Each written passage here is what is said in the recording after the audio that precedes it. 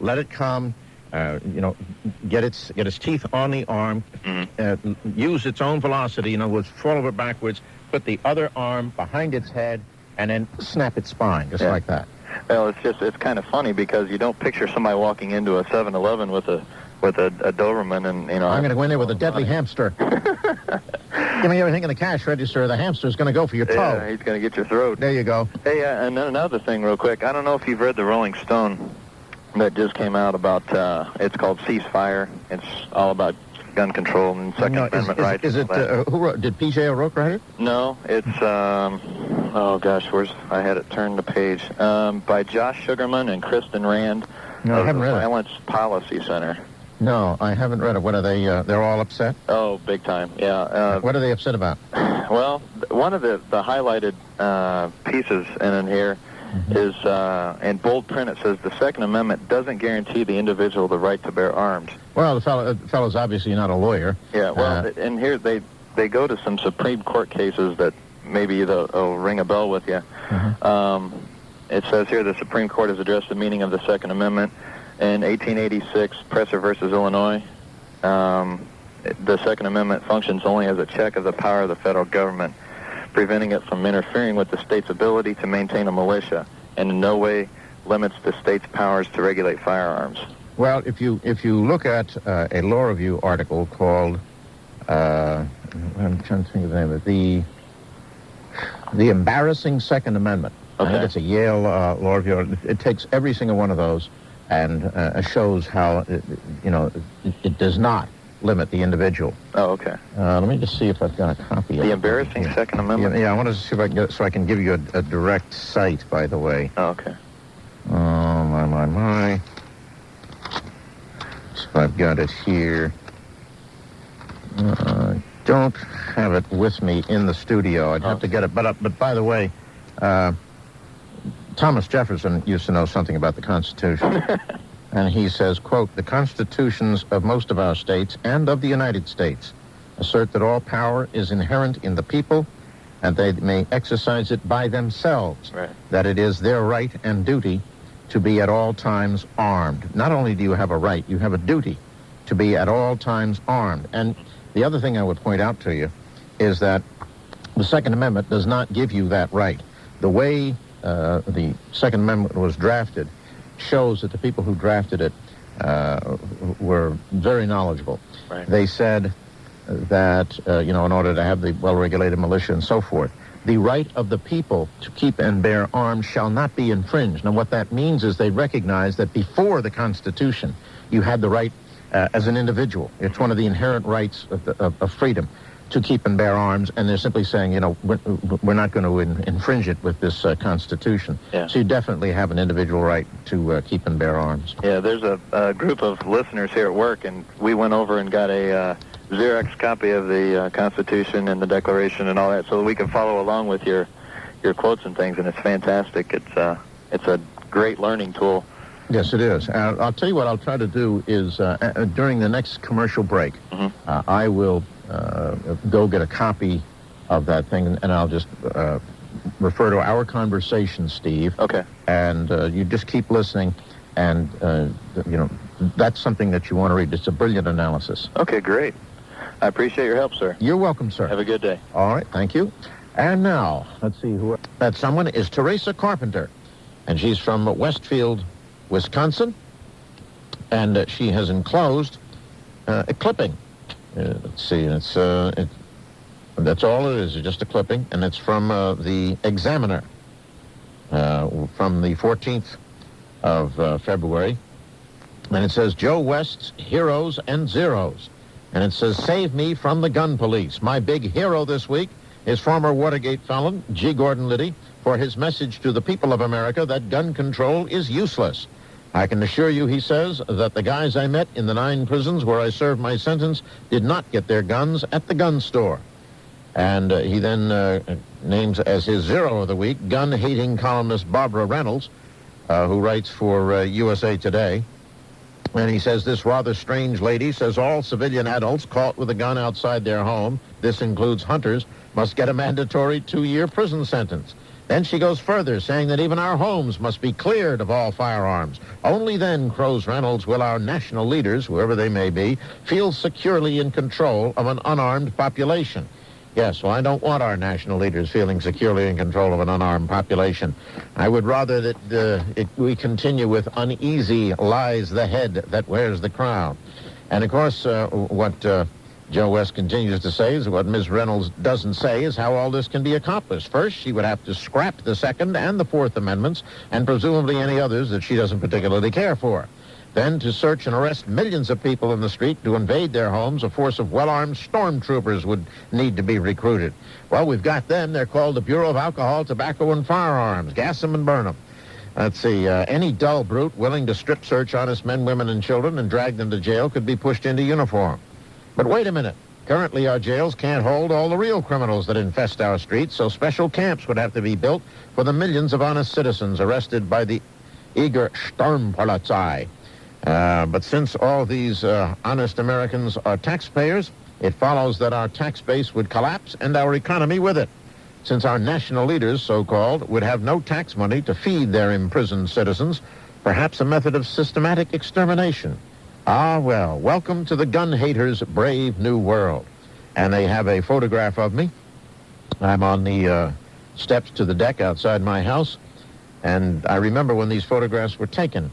I have one a photograph taken with my collection of Mrs. Liddy's guns, and another one with my knives. And for some reason, although it's a gun article, they have a photograph of me with my knives. Well, that's fine. But thank you, Miss Carpenter, for bringing that to my attention.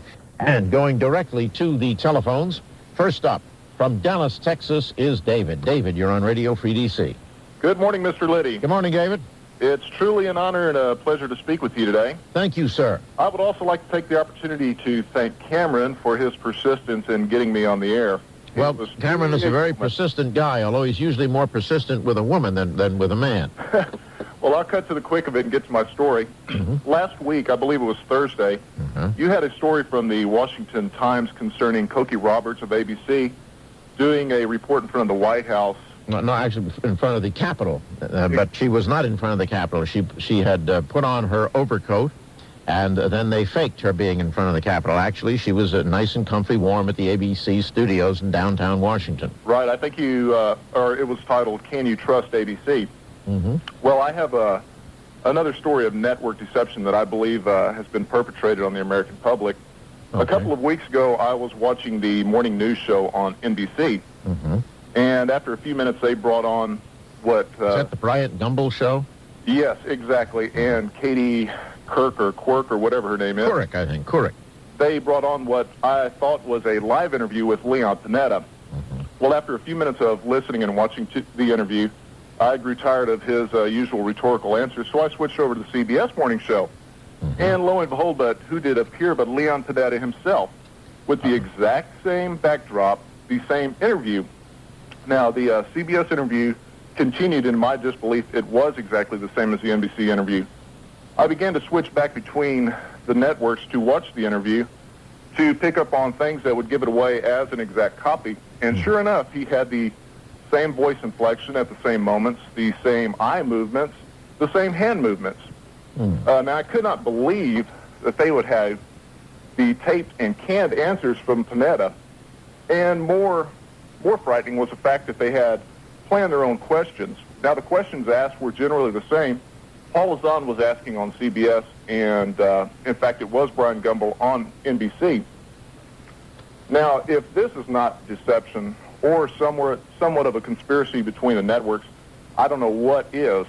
Now, I don't know if this is a common practice, but I do see it as a very dangerous one, if in fact it is. Well, yeah, what they do is they're all for socialism and of course for the Clinton program, and so what they do is they get this canned interview, and they just feed them these softball questions, makes them look good, and that way they can edit it so that the Clinton program is presented at its very best. Bryant Gumbel would never ask a tough question of any of the socialists in the Clinton cabinet. He would never ask a tough question, even had something not having to do with economics, such as Clinton's abuse, sexual harassment of an employee of the state of Arkansas when he was its governor, things like that. You just aren't going to see that. Then, of course, you've got the other business of planting rocket motors underneath a truck to make it blow up. I think that was NBC when it was hit from the side by another car. And CBS has been nailed numbers of times with phony stuff. The one that I remember the most was the 60 Minutes program about the mysteriously self-starting Audi cars, which without any human control at all would start up and go and pin people against walls. It was just marvelous. Of course, it's since been thoroughly debunked by the United States government itself, amongst other things, but they have never apologized for the damage to the reputation of that fine automobile company. This just goes on all the time. Sure. You cannot believe what you see on ABC, CBS, NBC. It's just bogus. Right. Well, there's so many things that both anger and frighten me about this. And first of all, it's obviously the collusion between the networks to deceive the public, first passing the interview off as live when in fact it is a taped interview, and also cooked. That the answers are spontaneous. And the second point is the entire idea of a canned interview. Now, does the White House plan the answers as well as have control over the questions? No, they don't have to, because the networks will take care of that. So long as it's a pro-socialist, big government statist thing, that they can be sure that it will be shown in its absolutely best light. Well, I guess the best way I could put this is to put it in a real-life perspective for the common folk, those of us out here in the public, is... people pay the bills, yeah. I've been interviewing with a few different companies for a job, and wouldn't it be just the absolute best situation if, number one, I could ask my own questions, decide on what I wanted the interviewer to ask me, second, to have a completely scripted response, say exactly what I want to say, and third, edit the answer if I didn't like it, or just erase the entire tape and start over. Yeah, well, they don't really even have to go to that trouble. They know that they're in good hands with Allstate, if you know what I mean. Sure. They just give themselves to the network with this canned thing, and they know it's going to look just great, because it's socialism. Sure. Now, your response is that I guess I take it as it is a common practice of the networks? Yes, they are just like agents of the administration. Sure. That's the thing. They're just agents of the administration, and you are foolish if you believe anything that you see on those things. I mean, it's cooked. Believe me, I take everything from the networks with a grain of salt, but I never knew that they would have just a completely taped answer with, I guess, a donut. Well, now you know. A donut for the question to be asked. Yeah, and actually playing the question also. That just completely shocked me. Well, don't be shocked any longer. Well, I thank you very much for your time, and I also thank you for the service of truth and the forum for discussion. Well, somebody's got to tell folks what's really going on, because you're not going to get it on ABC, NBC, or CBS. Well, I knew that before, but now I am a firm believer in that. Thank you, David. I thank you very much. Appreciate the vote of confidence. And ladies and gentlemen, speaking of ABC, NBC, CBS, and all that bogus stuff, now is the time for crass commercial messages. We'll be right back.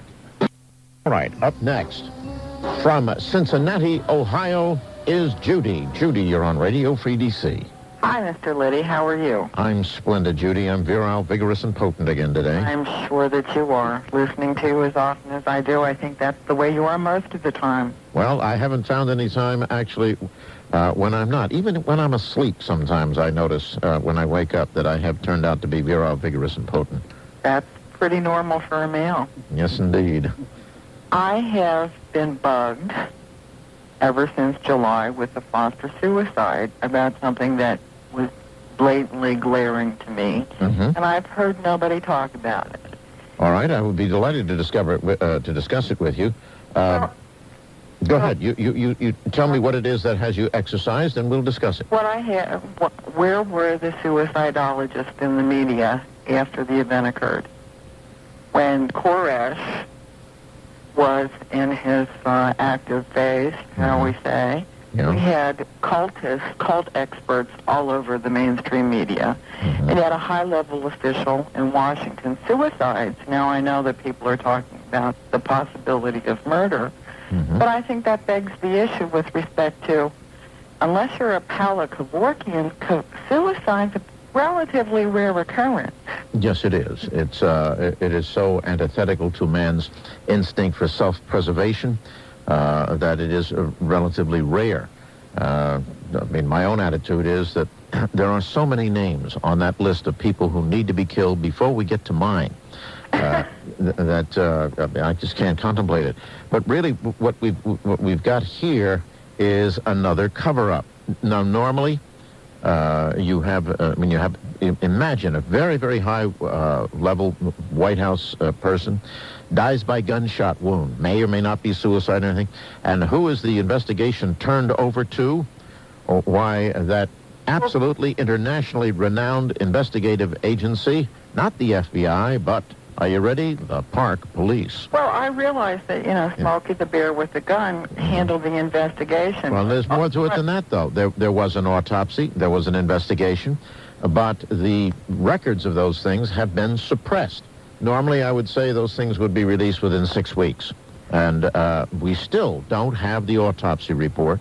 We still don't have the reports of the investigation. And there's been some very strange allegations made. Now, I don't know whether these are true or not, but there has been nothing to refute them.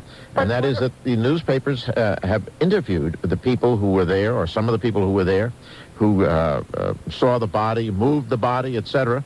They said he wasn't lying in a heap the way one would expect someone shot right through the brain to be, that he was laid out as if by a mortuary attendant. The legs, carefully together, arms carefully at this position at the sides, the revolver in the hand, very carefully, right at the sides, and virtually no blood, slight trickle of blood. Well, but what about the demographics of suicide? I mean, that's what really, really bugs me in terms of I can explain him having a seizure and having postictal posture and being discovered that way. What I can't explain is that, a middle-aged male who hasn't had an adverse event happening like losing a job or whatever to abruptly suicide is so out of the realm of what suicidologists would list as. Well, now, wait a minute, though. Remember, we are told that it was that day that he learned that they were coming for the files. The Whitewater files. He was very prominent in this Whitewater mess. He is alleged to have been the lover of Hillary Rodham Clinton. I have no idea whether he was or not, but all that could be coming out. Well, you're saying that, Mr. Liddy, but where is the mainstream media? Well, the mainstream media are sitting on it. They are absolutely sitting on it. In effect, what we're saying is that he had knowledge that literally scared him to death. And quite frankly, the lack of curiosity has blown me away. I mean, if Shakespeare had this little curiosity about the human condition, Hamlet would have been a one-act play. Yeah. Judy, let me ask you, you use certain technical terms which show that you're somewhat medically familiar. Is that correct? Do you have some medical background? Well, yes.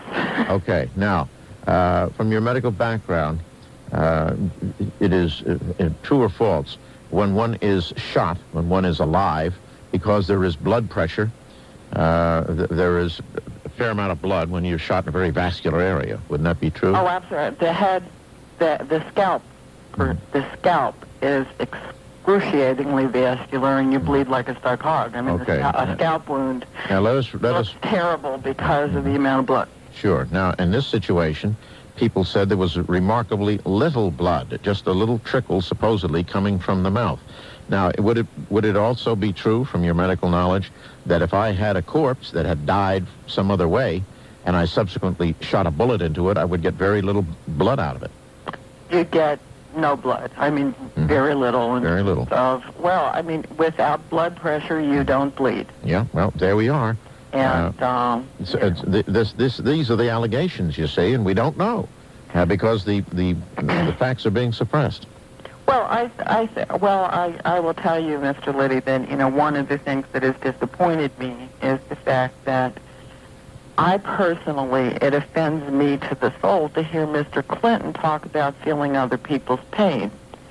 And the fact that that political tool was not taken away from him with the death of Mr. Foster, in terms of here's a very close friend that he did not even notice had reached the depths of despair. Well, as a matter of fact, he had just finished chewing him out for about 23 minutes when Mr. Foster abruptly left his office and somehow or other, got a firearm and may or may not have shot himself to death. He might have taken poison and somebody said, gee, we'll put a bullet in him and make it look that way. We don't know.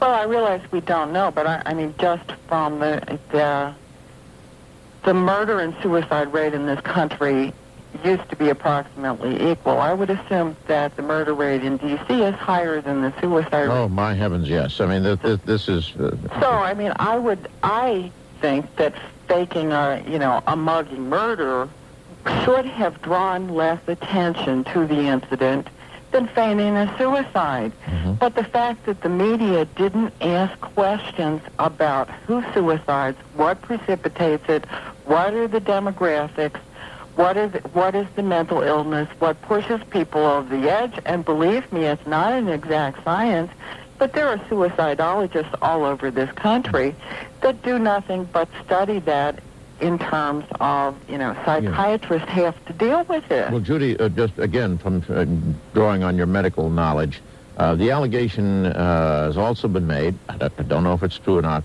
that he had recently been put on a medication for depression, something like Prozac, let us say. I'm given to understand by some people with medical knowledge that immediately after one gets Prozac and one has been depressed, that there is sort of a euphoria from taking it, and it is not uncommon that euphoria will give a depressed person the courage to pull the trigger on himself.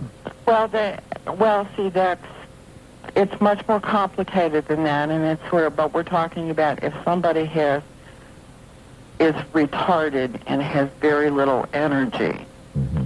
and there is a window where it's very dangerous when they're coming up from a depression that they actually have the energy to do to themselves what they were thinking about, but didn't even have the energy to do it. I see. And, and that's very accurate.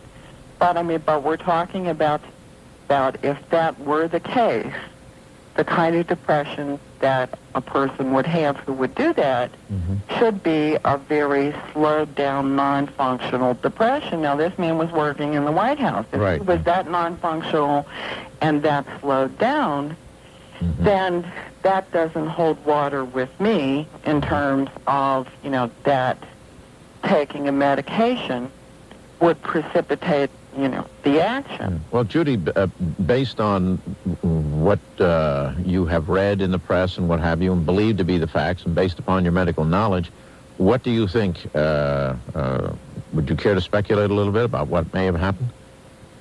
Well, see, I want to see what I know is that though suicide is a mystery, the anxiety component, if you're going to look at somebody in terms of their potential for killing themselves, mm-hmm. you have to look at how anxious and agitated they are, because that is a bad prognostic indicator. Mm-hmm. And when I hear about somebody killing themselves, I want to know and how angry they are.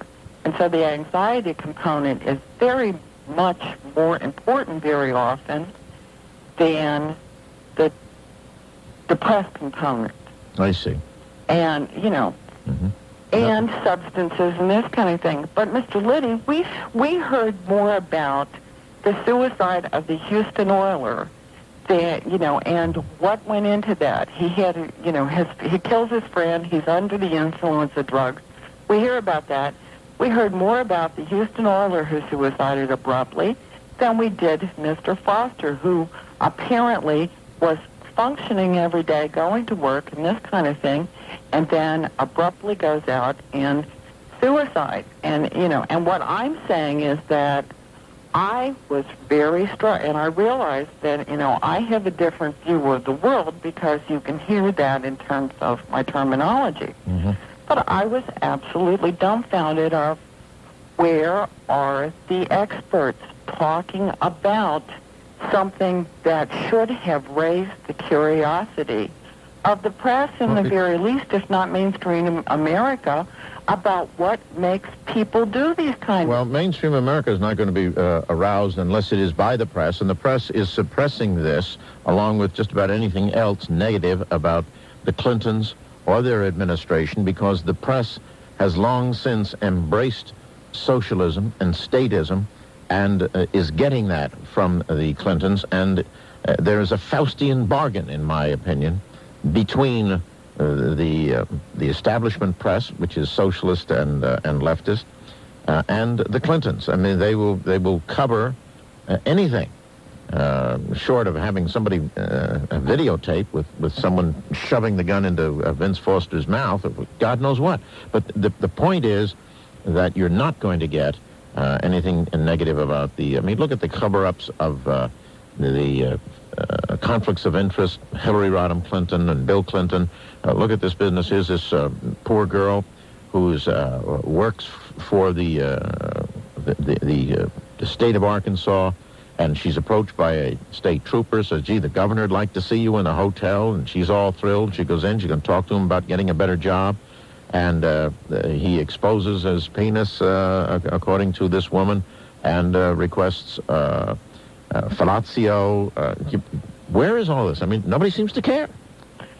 Well, I mean, that is far more graphic than anything that Clarence Thomas was ever accused of under very flimsy and now pretty much shot down evidence.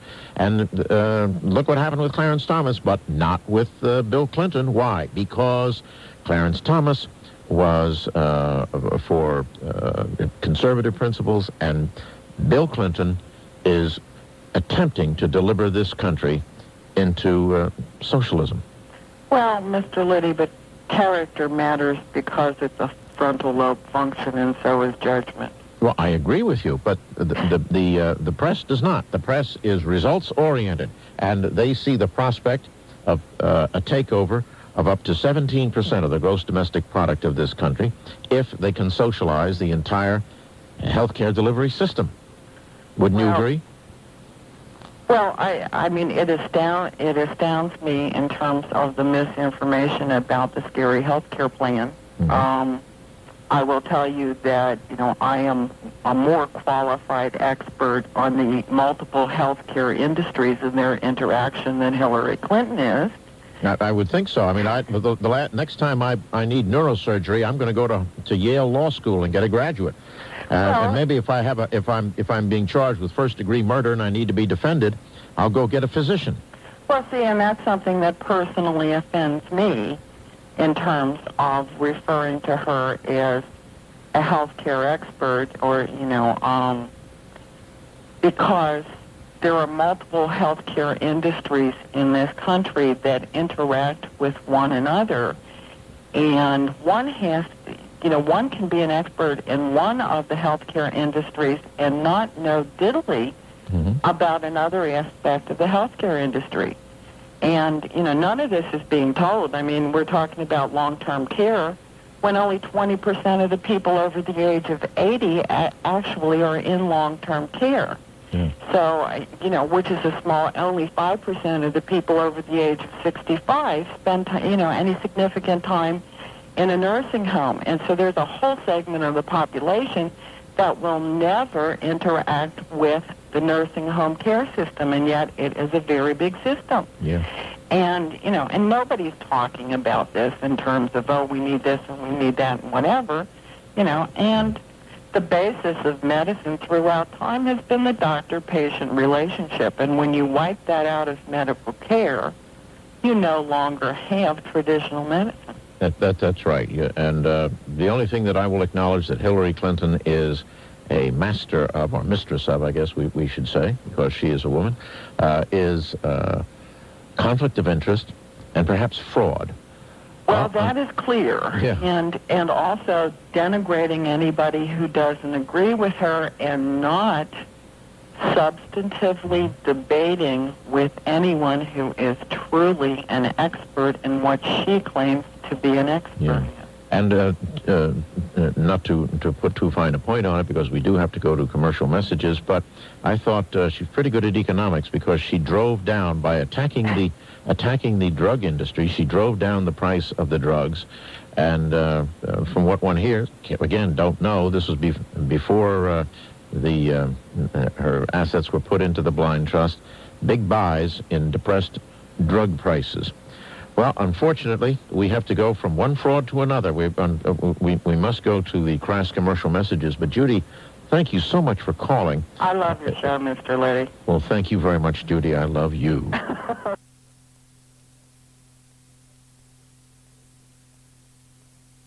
There you go. Gordon, You're welcome, sir. take care of yourself. I certainly shall, because nobody else shall. They don't have the interest in me that I have. Amen to that. Amen to that. All right. Unfortunately, sir, that's all the time we have for this hour of Radio Free DC, the G. Gordon Liddy Show.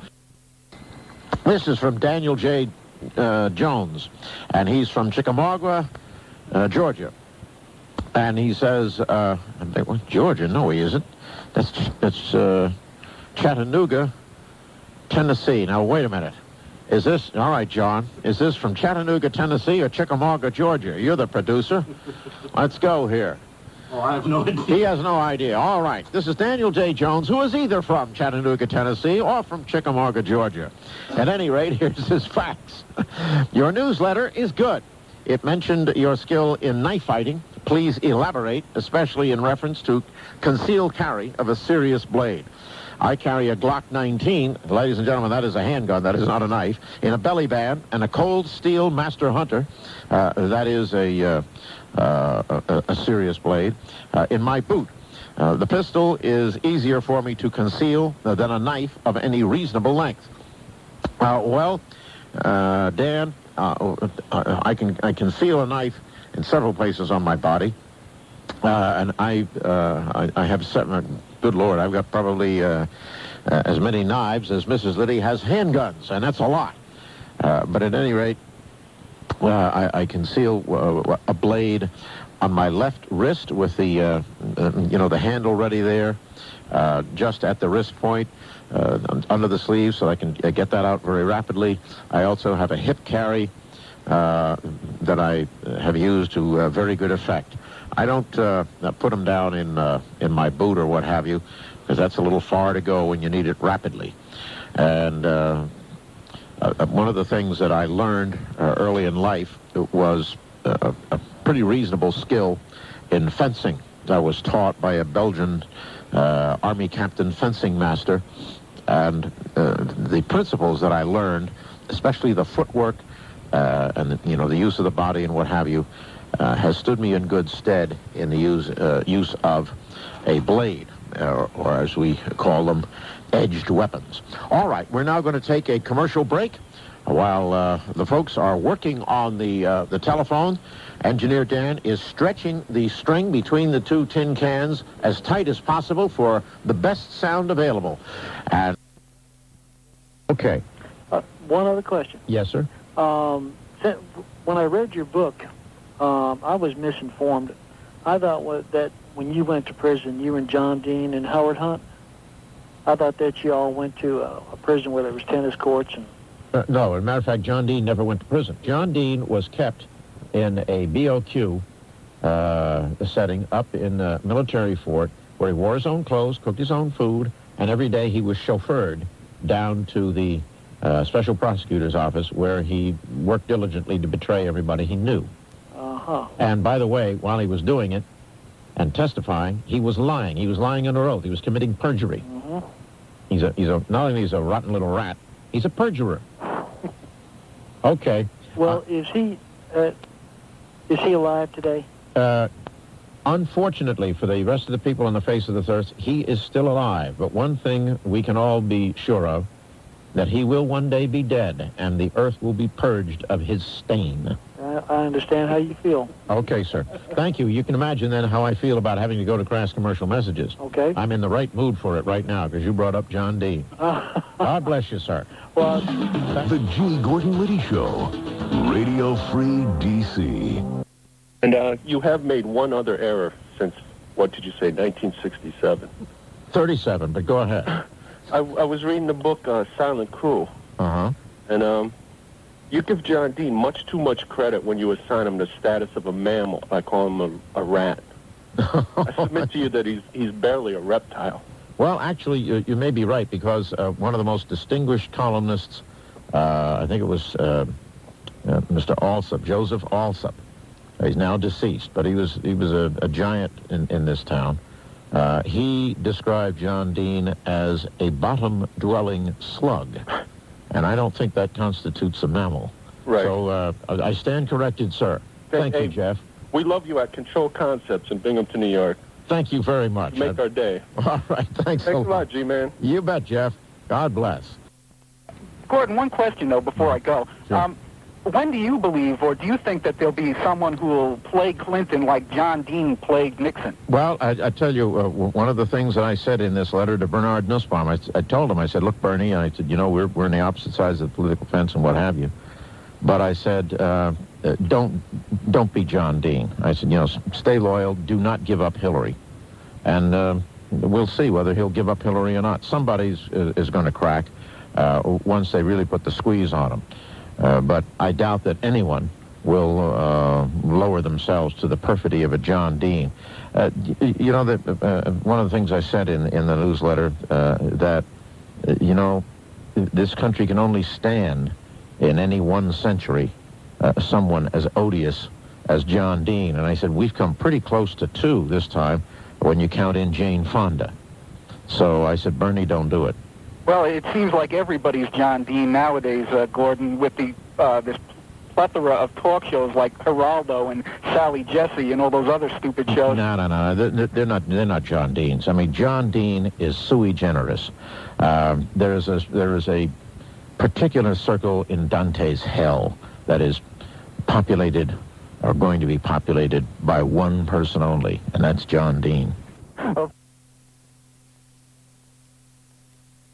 My question, and I'll try to boil it down, one of your famous Watergate exploits is that you offered to stand on a street corner and be assassinated in the furtherance of the cause.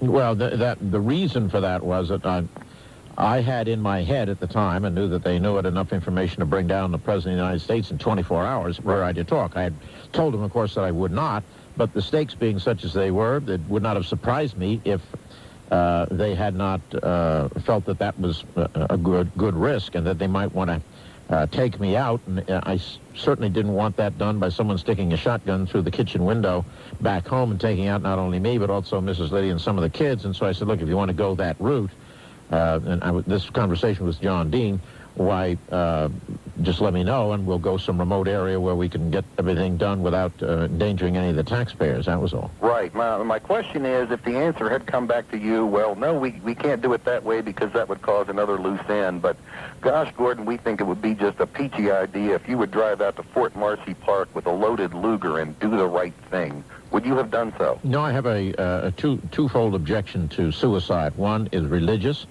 I would, according to the doctrine of the Catholic Church, I would be dying in the act of a mortal sin, which would be condemning my immortal soul. It is also the crime of the sin of despair, which is unforgivable, which is the abandonment of hope. And lastly, and probably most important, there are so many people on the list of those who need to be killed before we get to me. You see? Exactly. May I ask a real quick question on gun control? Yes, sir. As I see it, if the government's war on gun owners continues unabated, they will eventually have to shred not only the Second Amendment, but at least the Fourth and Fifth, and quite probably the First, and some other provisions of the Constitution as well. Yes. My question is, when, if ever, do you think the American Civil Liberties Union will get into this thing on the right side? They never will. But what's going to have to happen is the American people are just going to have to say, no, we don't give a damn how many of these gun registration things like that or magazine capacity thing. We are going to continue to own them, to hold them. We will not register our guns. We have a right which antedated the Constitution. The Constitution, the Second Amendment, said it should not be abridged. Screw you. There's 250 million of us, and we've got, 150 million guns. You can't shoot us all. You can't put us all in jail. Go to hell. We're the American people. All right, that's it. Cameron. Thank you. Okay, hook him up to Cameron. That's all the time we have for this hour of Radio Free DC, the G. Gordon Liddy Show.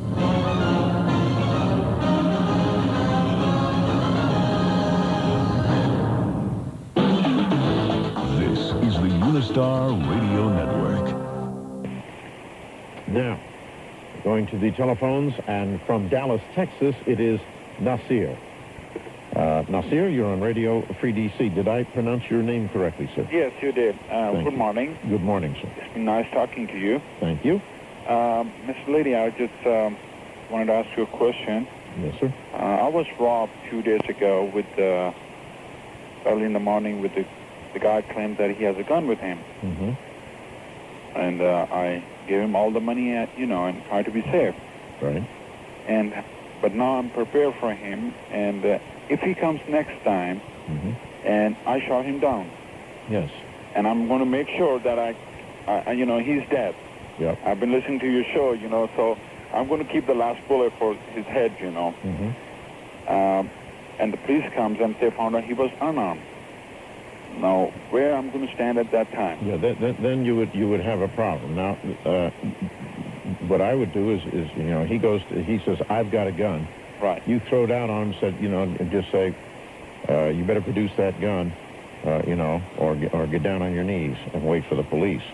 But I wouldn't shoot unless I was sure that he was armed. Now, that's one way. Now, the way some store owners do it, they have the gun with which they're going to confront somebody, and then they've got what is called in New York a throw gun. They mean throw, but that's the way they pronounce it in New York, a throw gun. It's an old cheap gun that's loaded, and the same set of circumstances that you've just described, and the guy's dead, and lo and behold, he doesn't have a gun. Well, a moment later, he does. It's an untraceable firearm. That's what they use. But if you don't want to do that, and I'm not urging you to do that, I'm simply saying that's one method, then be sure that the individual does have a firearm. Usually, if they've got one, they'll produce it. Well, we had I was reading a paper a few weeks ago. There was a guy, he asked for the guy, do you have a gun? And he said, yes, I do. And he said, show me. And he showed him a gun, and he shot him. Okay, well, what I would do is if he says he's got a gun, you come up with yours, and just say, well, if you got one, drop it, or I'm going to drop you. And if the guy, opens fire, have you got a vest, by the way? No. Well, that'd be a good idea. You sound to me like you're in the kind of business where a vest, a protective vest, would be a good investment for you. Your convenience store, is that what you're wearing? Right, exactly. Yeah, convenience store cum gas station, something like that. It's probably more dangerous than being a police officer in certain places. And I think that if were I you, I would wear a good lightweight vest. Sure. Well, I appreciate that, but only thing I'm afraid, if I let him go, I could say, man, we can forget this thing, No, don't let him go. Hold him for the cops. Well, that's what I'm saying. But if the cops takes him and then they let him go out, he's going to come back. Well, if he does, and he knows you've got a gun, he's nuts. Because this time you see him come back, boom, Okay, well, I will do the cop way like they do, just buy another gun, and just put him in his pocket. That's the New York solution. Well, and now remember, he probably, what did he have, his hand in his pocket when he said he had the gun? Well, actually, yeah, he had his hand. He was wearing a long T-shirt, and he has a hand in his pocket. And Okay, now remember which hand. left hand. Okay, don't go putting it in his right. See what I mean? Right. Because, he'll have some girlfriend will say, hey, he was right-handed. Right. See what I mean? You make sure you get the right hand. Okay. All right. All right, well, I appreciate your time, and it's been nice talking to you. Nice talking to you, Nasir. We are happy to give you all these practical solutions to practical problems of everyday living in the United States of America under our gun control laws. Before I hang up, Yes, sir. if they found he has a gun, What's that? if they find, like, if I shot him and Yeah. he does have a gun, then Then you've... we'll be all right. Yeah, as a matter of fact, you'll probably be congratulated. Okay. All right. Thanks a lot. You're welcome, Nasir. Bye-bye. All right, ladies and gentlemen, we are unfortunately going to be automatically cut off the air now because we're coming to the end of the hour. But after enduring an unconscionable length of a series of commercials, we will be right back on the air. And coming up next, my review and comment on the news. All right, that's all the time we have for this hour. Radio Free DC, ladies and gentlemen, the G. Gordon Liddy Show. Know it all. Who will be in the Final Four? Well, I wonder if they're talking about Whitewater. Okay, the know-it-all will now advise you the Final Four is an up-and-coming rock group, heavy metal, I understand. Oh, college ball. There we go. There we are. How they defined it. I haven't a clue. I don't follow it. You don't follow sports? I follow sports, but I don't follow college basketball. Oh boy. I mean, think what you have to do to do something like that. You got to sit glued to television sets for hours at a time. I read. That is how I'm able to come up with substantive discussions on this program. I read omnivorously. And I don't sit there. I will look at, for example, I watched Nightline last night, and I watched the press throwing up those softballs at President Clinton last night. Softballs? Those were powder puffs. Well, there you go. Geez. Okay. Oh, yeah, as you, I like to read as much as I can. That's why I get most of my information from the newspaper, only in regards to sports. Oh, okay. Well, the sports that I actually engage in are flying, parachuting, shooting, motorcycling, etc., water skiing, and fishing, hunting, that sort of business. So, you can't find very much of that on television because it's all politically incorrect. Oh. One question. Have you come up with a title for your calendar? No, I think it's probably going to be something like Gals with Guns. I had one of the Mickey Rooney, I believe it was, with Judy Garland, Babes in Arms. Hey, there you go. Pretty good. Okay, Mr. Liddy, thank you very much for your time. My pleasure, you sir. You have yourself a splendid, virile, vigorous, and potent day. Yes, indeed. And my weekend's going to be even better. Even better. I'm going to commit gender all over the place. All right. Oh. Thank you. Okay, ladies and gentlemen, time for some crass commercial messages, and then we'll come back with more of your telephone calls and faxes right here on Radio Free DC, the G. Gordon Gender Show. The G. Gordon Liddy Show, Radio Free DC.